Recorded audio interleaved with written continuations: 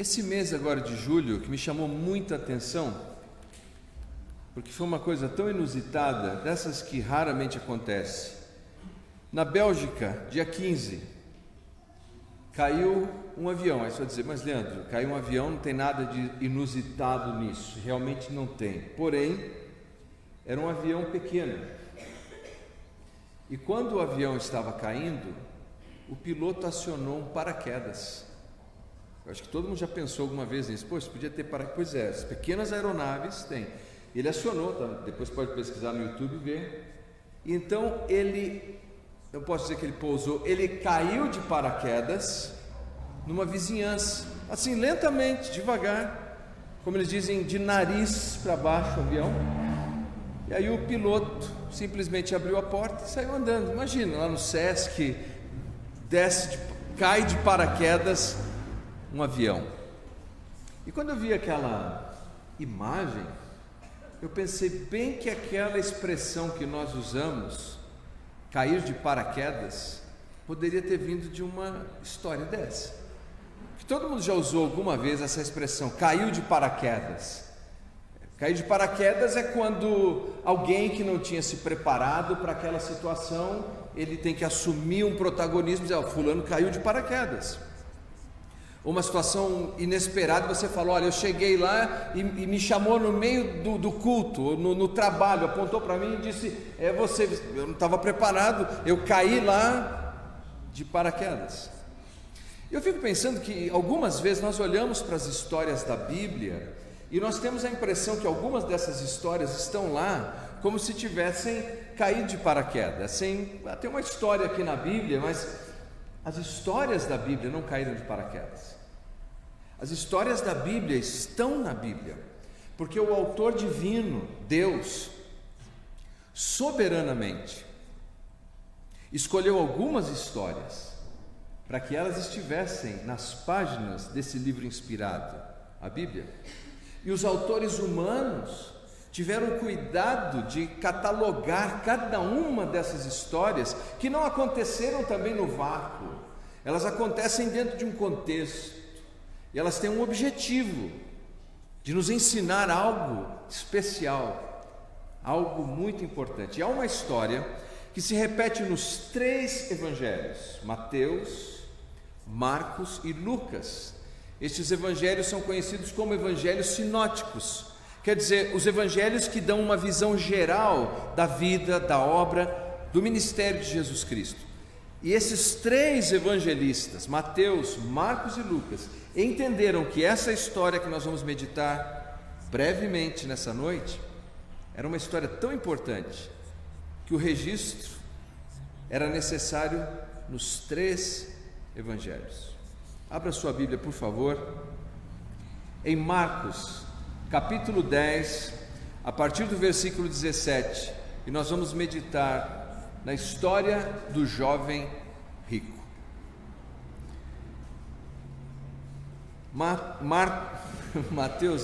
Marcos 10, de 17 a 27.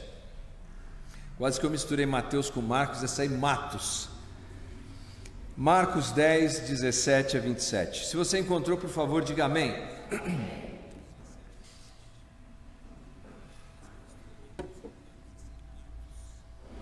E pondo-se Jesus a caminho, correu um homem ao seu encontro e, ajoelhando-se, perguntou-lhe: Bom mestre, que farei para herdar a vida eterna?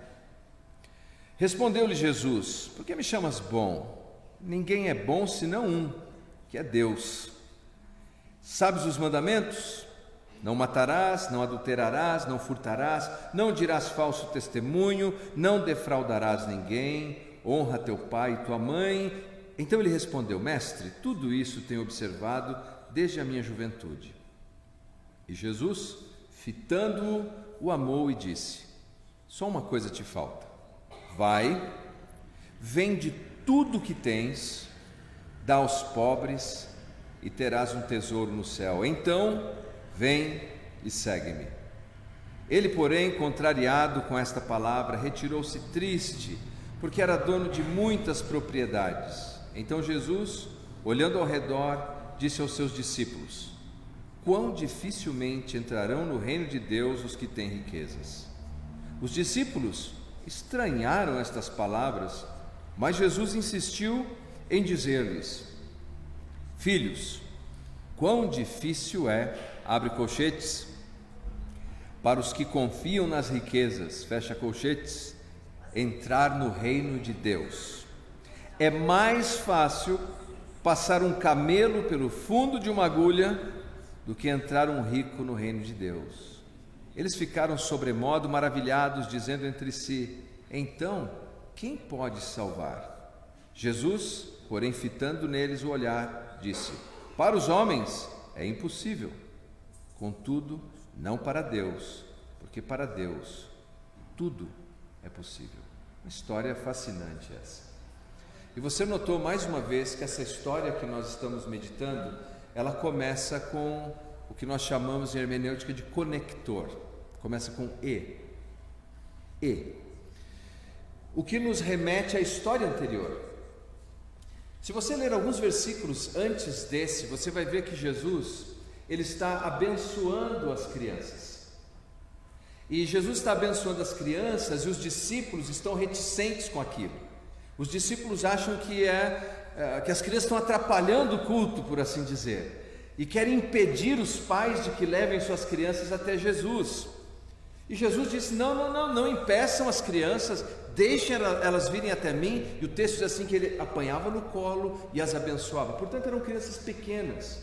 E Jesus diz: quem não receber o reino de Deus como essas crianças, não pode entrar nele.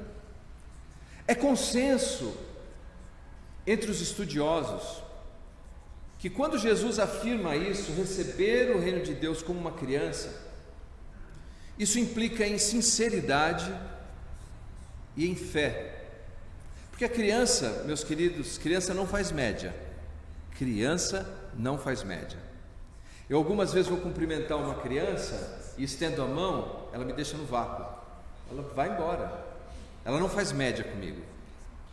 Assim como também, se ela gosta de você, ela é sincera. Eu estive pregando em Taubaté, foi um evento muito bonito, e teve lançamento de livro, e um garotinho pequeno veio do meu lado e disse assim, com o meu livro na mão, disse: pastor, me assina aqui o livro, pastor, me dá aqui um autógrafo, pastor. Aí a mãe dele do lado, ele te ouve no rádio, porque eu tenho programa no rádio em Taubaté há muitos anos. Aí pus o livro dele aqui no joelho, assinei, entreguei para o garoto, e ele olhou para mim e disse assim: pastor, eu te amo, pastor, e me abraçou aqui na perna. Criança é assim, ou ama ou não ama, ou gosta ou não gosta. Você serve alguma coisa para um adulto e ele não gostou muito, você pergunta: e aí, gostou? Se ele é crente, não quer mentir, mas é educado, ele vai dizer: é diferente, né? Não gostou. Mas a criança não é assim. A criança é direta, não é? Eu não gosto disso. Você vai servir, não gosto, não é desse jeito. Então Jesus, naquela história, que antecede o que acabamos de ler, ele está falando com crianças, ele está abençoando as crianças, e ele diz às pessoas que estão à sua volta: para entrar no reino de Deus, você tem que ter essa sinceridade e essa confiança de render-se a Cristo, de confiar na provisão dele. Então Jesus sai, prossegue o seu caminho, e vem ao encontro dele esse jovem rico, que se prostra diante de Jesus, e esse jovem expressa um desejo.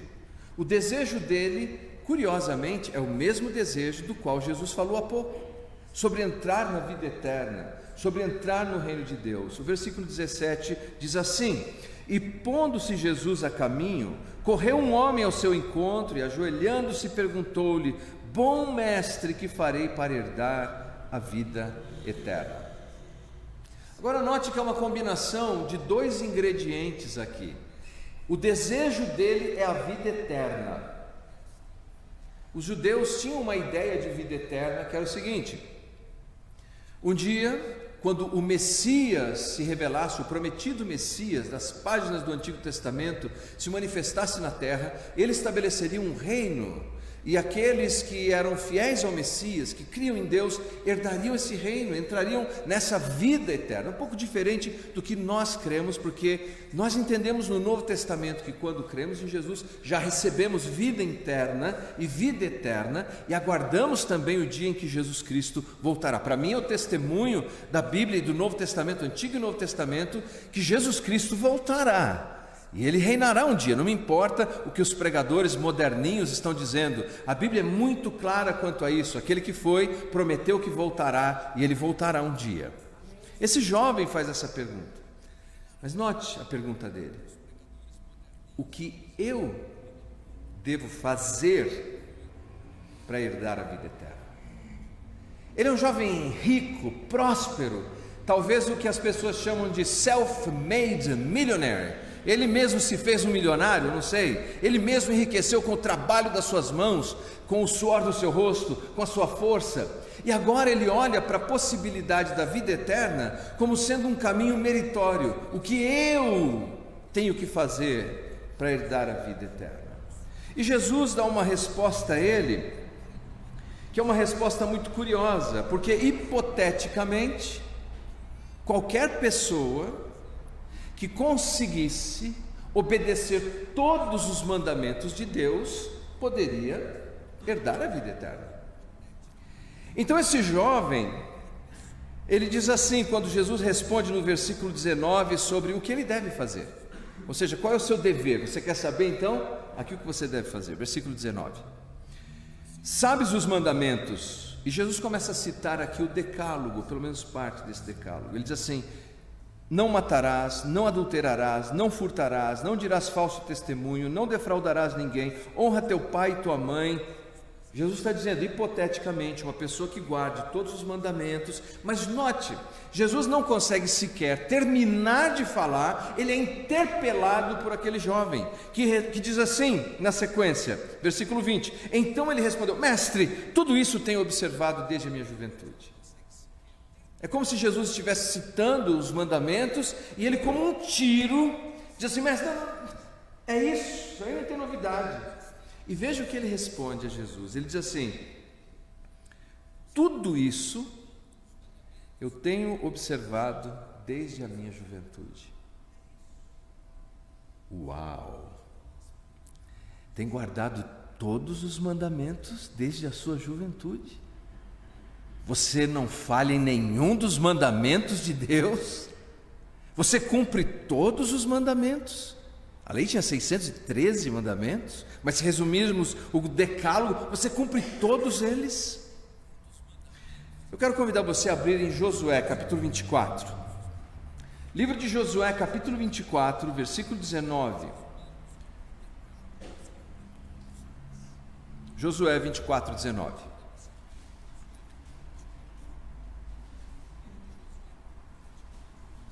Moisés já tinha morrido a essa altura. Josué, o novo líder, guiou o povo para entrar na terra prometida. Eles estão na terra prometida. Agora Josué já está idoso, ele está se despedindo do povo. É o pôr do sol do seu ministério, e ele quer que o povo assuma um compromisso diante de Deus. E a pergunta de Josué, no final da sua vida, para aquele povo era: então, vocês vão obedecer a Deus, as leis de Deus? Vocês vão obedecer ao Senhor? E o povo diz assim para Josué: sim, nós vamos obedecer os mandamentos do Senhor. E aqui está a resposta de Josué, num momento de inspiração e iluminação. Olha o que ele diz, versículo 19: então Josué disse ao povo: não podereis servir ao Senhor, porquanto é Deus santo, Deus zeloso, que não perdoará a vossa transgressão nem os vossos pecados. Estranho. Ele pergunta: vocês vão? Vamos! Eles não vão. Vocês não vão conseguir. É isso que ele está dizendo. Vocês não vão conseguir, porque Deus é santo, Deus é perfeito, Deus é justo. Ele diz mais, ele fala: ele não vai nem perdoar o pecado e as transgressões de vocês. Estranho. Como Deus não vai perdoar os pecados e as transgressões? Extremamente importante isso. E se você está comigo, diga amém. Você não pode pegar essa parte pela metade. Deus não perdoa pecados sem que alguém pague o preço pelo pecado, porque senão Deus seria injusto. Se Deus simplesmente absolvesse culpados, Deus seria injusto.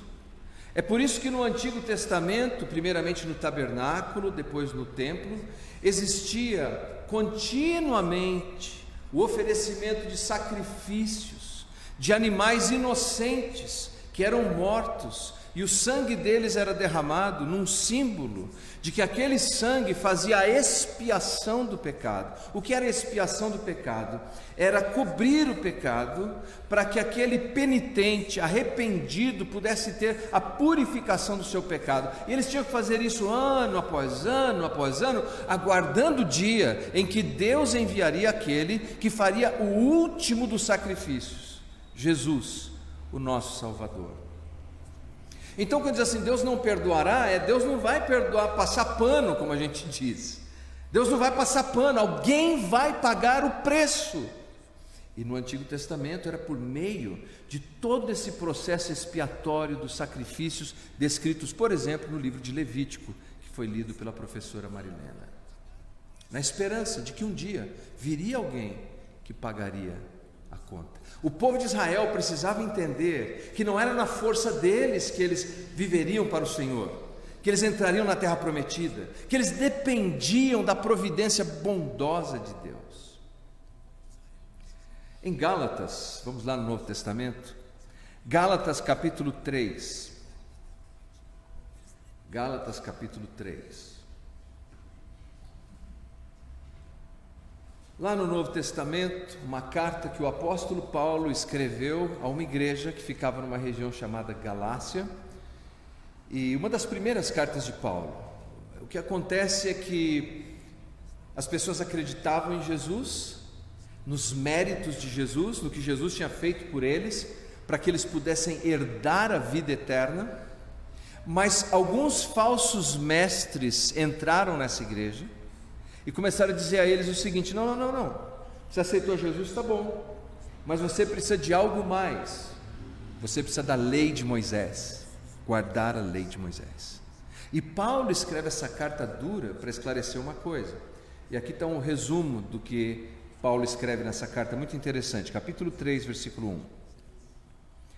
E é evidente que pela lei ninguém é justificado diante de Deus, porque o justo viverá pela fé.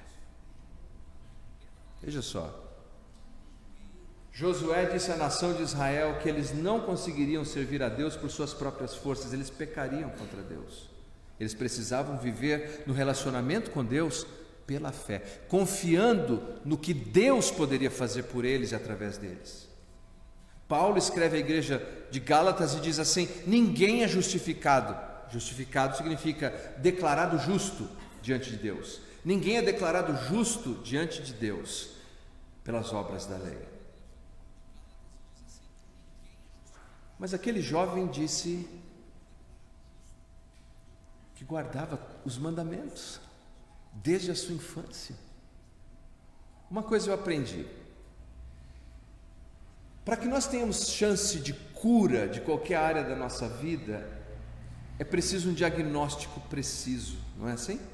Uma das coisas mais frustrantes é quando não se acha um diagnóstico preciso, porque fica muito difícil de oferecer tratamento e cura.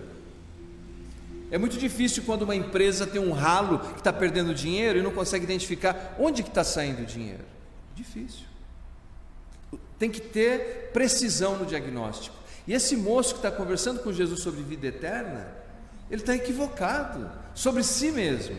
E veja o que Jesus responde para ele então, e aqui está o diagnóstico preciso na denúncia que Jesus faz. Jesus diz assim, versículo 21: e Jesus, fitando-o, o amou e disse... aqui é a palavra minha, tá? Aqui é a parte do segundo Leandro. Então você guarda todos os mandamentos? Maravilha. Agora é Jesus, tá? Só uma coisa te falta. Vai, vende tudo o que tens, dá aos pobres e terás um tesouro no céu. E então vem e segue-me. Uma coisa te falta. eu disse que os 3 evangelistas contam essa história. Mateus, no capítulo 19, versículo 21, na parte A, ele acrescenta uma informação muito interessante. Ele diz assim, aí nessa parte de uma coisa te falta, ele diz assim: se queres ser perfeito. Deus é perfeito? Quem acha que Deus é perfeito aí? Sim, Deus é perfeito. Então, se a vida eterna, o céu, o reino de Deus é perfeito, para entrar lá nesse céu de Deus, a pessoa tem que ser o quê? Perfeita. Perfeita. E o que esse jovem estava tentando alegar é que ele tinha todas essas qualidades. E Jesus, ao dizer assim: não, ótimo, então te falta uma coisa: vende tudo que você tem, dá aos pobres, ser perfeito. E o texto nos diz que o jovem foi embora triste, porque tinha muitos bens, muitas propriedades. Sabe o que fica claro? A riqueza dele era um ídolo para ele, era um Deus para ele. E sabe qual é o primeiro mandamento? Não terás outros deuses. Ele já tinha quebrado esse de cara. Segundo, Jesus, certa vez conversando, falou que o resumo da lei, desses 613 mandamentos, é amar a Deus e amar o próximo. Então ele disse: bom, você guarda todos os mandamentos, você não vai ter nenhum problema em vender tudo que você tem e dar ao seu próximo, aos pobres. Mas ele não pôde fazer isso. Outro mandamento: e se ele não cumpriu o primeiro, porque a riqueza dele era o Deus dele, e se ele não cumpria esse de amar o próximo, então ele também infringia outro da lei, que era: não darás falso testemunho. Vocês perceberam que quando nós olhamos nessas histórias, nós nos deparamos com a decepção desse jovem. Ele, porém, contrariado com esta palavra, retirou-se triste, porque era dono de muitas propriedades. E Jesus prossegue: então Jesus, olhando ao redor, disse aos seus discípulos: quão dificilmente entrará no reino de Deus os que têm riquezas. Os discípulos estranharam estas palavras, por quê? Para o judeu, se alguém era economicamente próspero, significava que ele estava gozando de todos os favores de Deus. Mas não quando o que se tem se transforma em mamon, quando o que se tem se transforma num ídolo, num impedimento para seguir a Cristo. Insistiu Jesus e disse: filhos, quão difícil é, e aí entre colchetes, para os que confiam nas riquezas, entrar no reino de Deus. Está entre colchetes pelo seguinte: essa é uma questão de crítica textual. Os documentos mais antigos do Novo Testamento, os mais antigos, não têm essa frase, mas os documentos majoritários que nós chamamos, ou seja, o maior número de cópias, traz essa afirmação, por isso ela está entre colchetes. Ou seja, não está nos mais antigos, mas está na maior quantidade de documentos na língua grega do Novo Testamento. Eu creio que essa informação nos ajuda a entender, e por isso ela é tão importante aí. Do que está falando?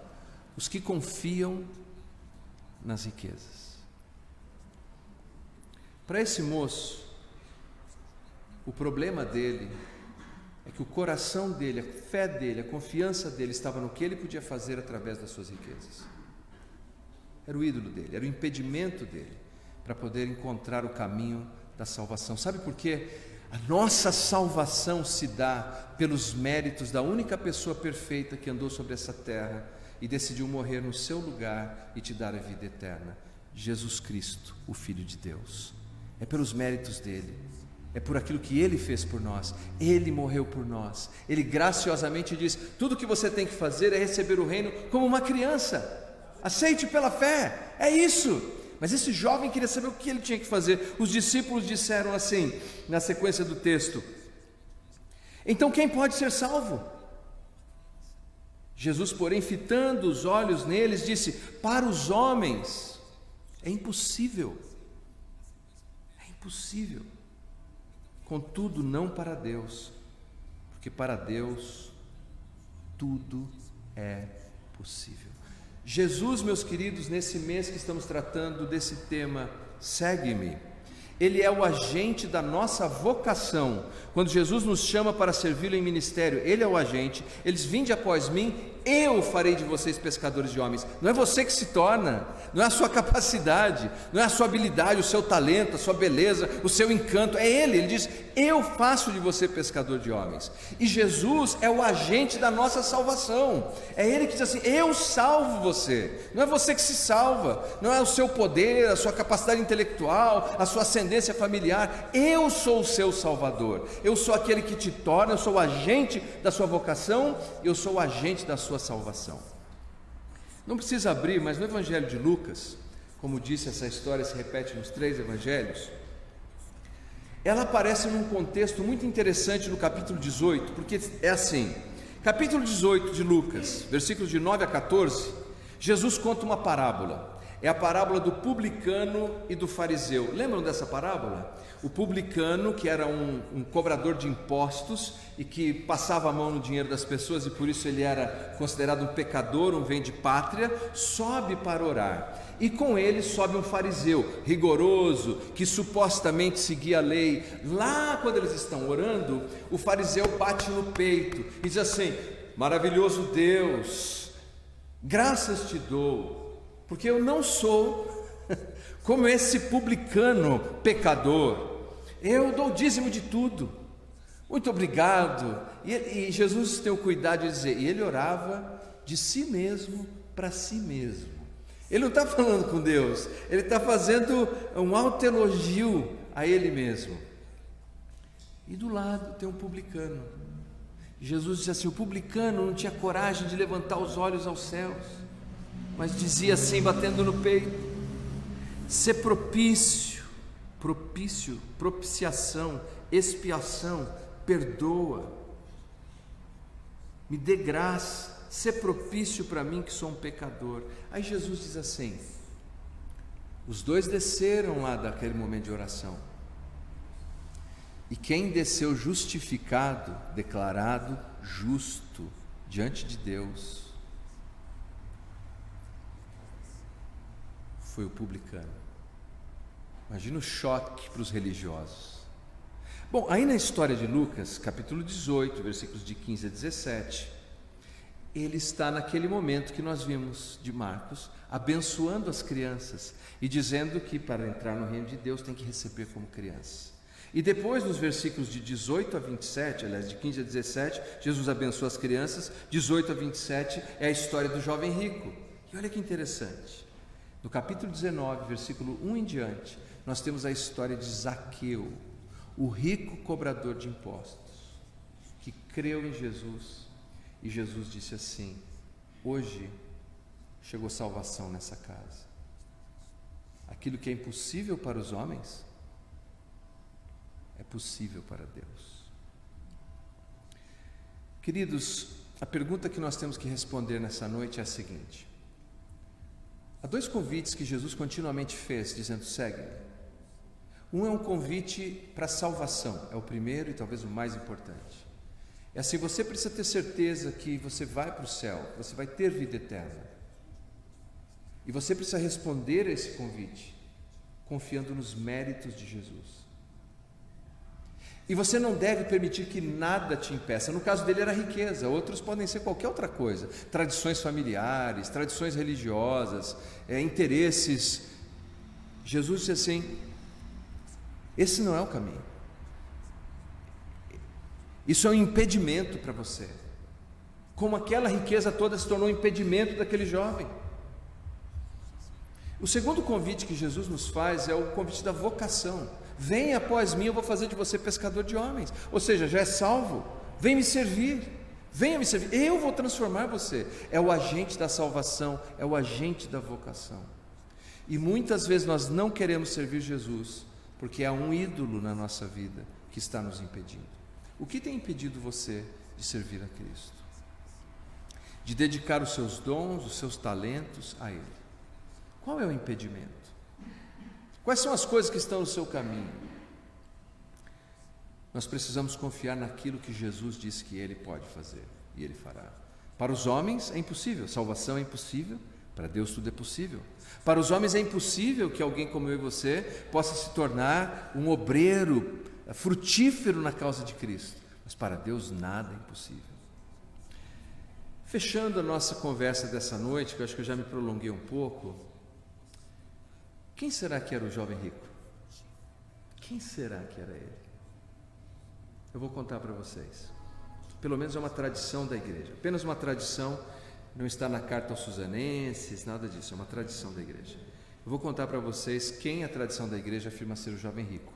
Domingo que vem, você volta aqui. Não, eu vou contar hoje.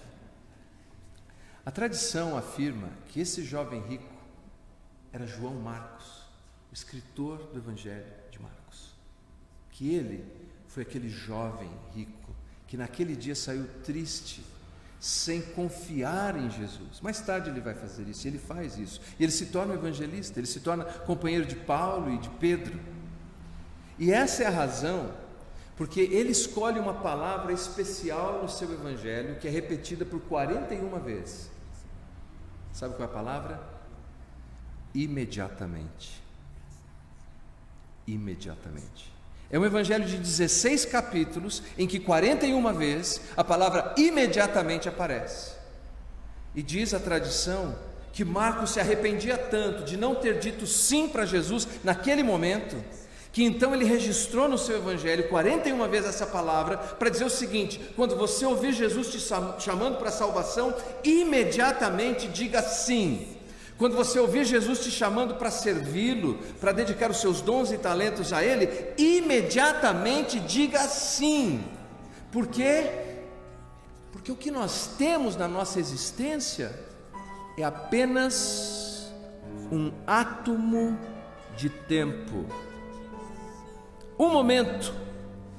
Nós temos todos apenas um momento nessa nossa breve existência aqui, e nós somos tão reticentes com colocar a fé em Jesus para a nossa salvação, ou para dizer sim para Jesus na nossa vocação. Marcos, se é ele mesmo, nós não temos absoluta certeza disso, é apenas uma tradição, mas é uma linda tradição, dizendo que quando ouvimos a doce voz de Jesus nos chamando, não adiemos, não coloquemos para outro dia, para outra semana, para outro mês, para outra hora. Quando ouvir a voz de Jesus chamando você, imediatamente diga sim. Comece a servir agora, onde você estiver. Comece a compartilhar a sua fé, não importa como você esteja, comece. Imediatamente, não espere. É um momento que nós temos. Um momento. O nosso momento é agora. As vozes desse mundo vão dizer: não. É agora. Venha após mim, eu faço de vocês pescadores de homens. Eles, largando tudo, o seguiram. Esse jovem foi reticente, mas Zaqueu falou: eu dou todos os meus bens para os pobres de volta, eu te sigo. E eu e você, o que nós vamos fazer? Coloque a sua fé nos méritos de Cristo para a sua salvação, coloque a sua fé em Cristo para a sua vocação. Há um antigo hino, e eu fecho aqui, antigo hino que diz assim: tudo entregarei, sim, por ti, Jesus bendito, tudo deixarei. É esse hino que tem que continuar tocando na nossa vida, no nosso coração, a cada dia. Por ti, Jesus bendito, por ti, tudo entregarei. Vamos nos colocar em pé e vamos orar. Claro, aqueles que podem.